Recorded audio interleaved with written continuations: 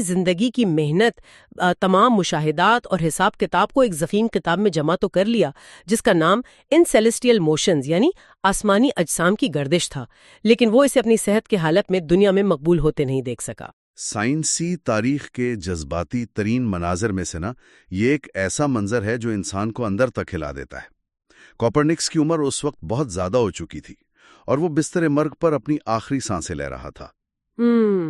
عین اسی لمحے اس کی زندگی کی سب سے بڑی کمائی، اس کتاب کا پہلا چھپا ہوا نسخہ اس کے پاس لایا گیا۔ اس نے اس عظیم کتاب کو چھوا، اسے دیکھا، اور اسی دن کچھ دیر بعد اس کا انتقال ہو گیا۔ کتنا عجیب احساس ہے نا۔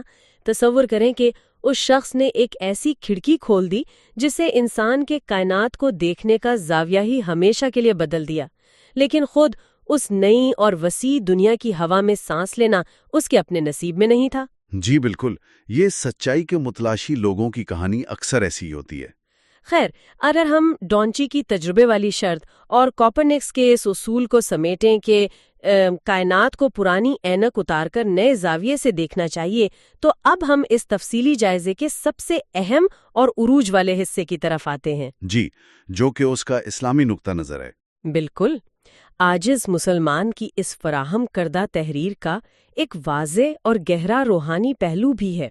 سننے والوں کے ذہن میں یہ سوال آ سکتا ہے کہ کیا یہ سائنسی بغاوت اور پرانے نظریات کو توڑنا اسلام کے تصور علم سے ٹکراتا ہے؟ ہرگز نہیں، اور سچی بات یہ ہے کہ یہی اس تحریر کی سب سے بڑی خوبصورتی ہے، اور اسی میں اس کا اصل حاصل چھپا ہے۔ اسلام انسان کو بالکل وہی سکھاتا ہے جس کی طرف ان سائنسی مفکرین نے اپنے کام کے ذریعے اشارہ کیا۔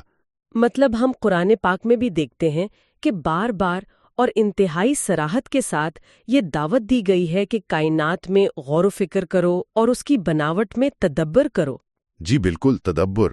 اسلام اندھی تقلید اور محض سنی سنائی باتوں پر یقین کرنے کے سخت خلاف ہے، اور عقل اور مشاہدے کے استعمال کی تو بھرپور حوصلہ افزائی کرتا ہے۔ لیکن یہاں اکثر ایک بحث چھڑ جاتی ہے، اور ایک عام انسان یہ الجھن محسوس کرتا ہے کہ بھئی سائنس اور مذہب تو بالکل الگ الگ راستے ہیں۔ اگر انسان صرف مشاہدے، تجربے اور ریاضی کو ہی سب کچھ مان لے تو کیا وہ روحانیت سے کٹ نہیں جاتا؟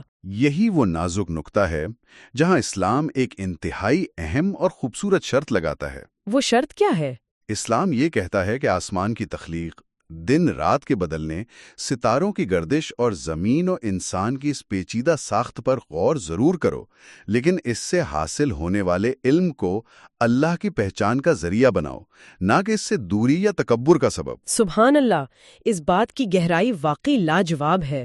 یعنی جب کوپرنکس یہ کہتا ہے نا کہ فطرت آسان راستہ اختیار کرتی ہے، تو ایک مسلمان کے لیے یہ محض فزکس یا ریاضی کا ایک اصول نہیں ہے۔ بالکل نہیں، بلکہ یہ اس خالق کی بے عیب اور لامحدود حکمت کی نشانی ہے جس نے اس کائنات کو پیدا کیا۔ بالکل صحیح۔ جب کوئی بھی انسان ڈاونچی کے وضع کردہ اس پرفیکٹ ریاضیاتی نظام یا کوپرنکس کے دریافت کیے ہوئے سادہ لیکن حیران انگیز سیاروی نظام پر گہرائی سے غور کرتا ہے نا، تو یہ عقل ماننے کو تیار ہی نہیں ہوتی کہ یہ سب کچھ خود بخود بن گیا۔ ہاں، مطلب بغیر کسی بنانے والے کے محض ایک اندھے اتفاق کے تحت بن گیا، یہ تو ممکن ہی نہیں لگتا۔ جی، اس قدر سادگی، توازن اور پرفیکشن کے پیچھے لازماً ایک کامل اور با اختیار ذات موجود ہے۔ کائنات کا جتنا گہرا مشاہدہ ہوگا وہ انسان کو اتنی ہی شدت سے اس کے خالق کی پہچان تک لے کر جائے گا۔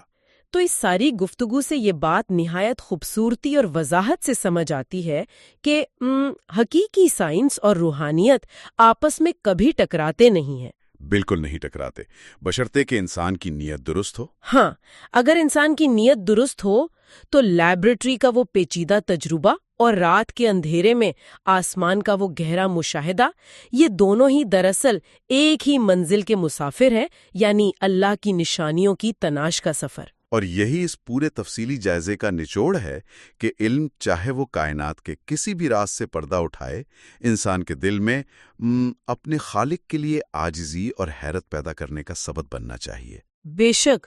تو اس شاندار اور گہری گفتگو کو سمیٹتے ہوئے ایک بار پھر یہ اعتراف کرنا لازمی ہے کہ یہ سارا علم، یہ تاریخی حقائق اور ان کا یہ حیرت انگیز روحانی پہلو ہم تک عاجز مسلمان کی بے پناہ محنت اور Islamic sciences and modern technology channel کی بدولت پہنچا ہے۔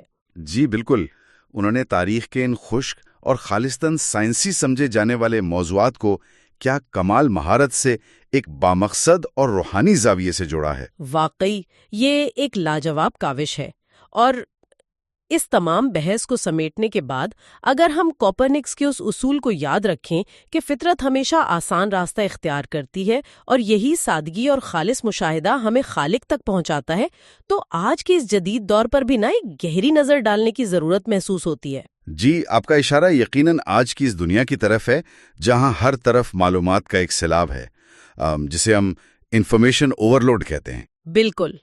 تو سوال یہ پیدا ہوتا ہے کہ آج کی اس بے تحاشا معلومات، سوشل میڈیا کے اتنے زیادہ شور اور ہر وقت سکرینز پر چلتی ہوئی خبروں کی بھیڑ میں ہم کن پیچیدہ وہموں میں الجھ گئے ہیں؟ بہت گہرا سوال ہے۔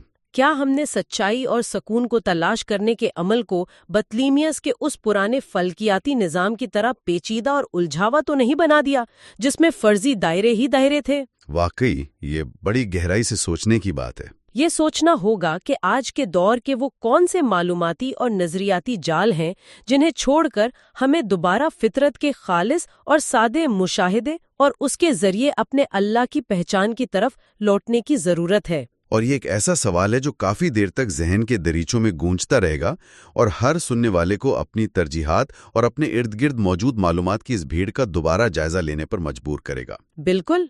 تو اسی سوچ کے ساتھ آج کی اس نشست کو یہیں اختتام کی طرف لے جاتے ہیں۔ السلام علیکم ورحمۃ اللہ وبرکاتہ۔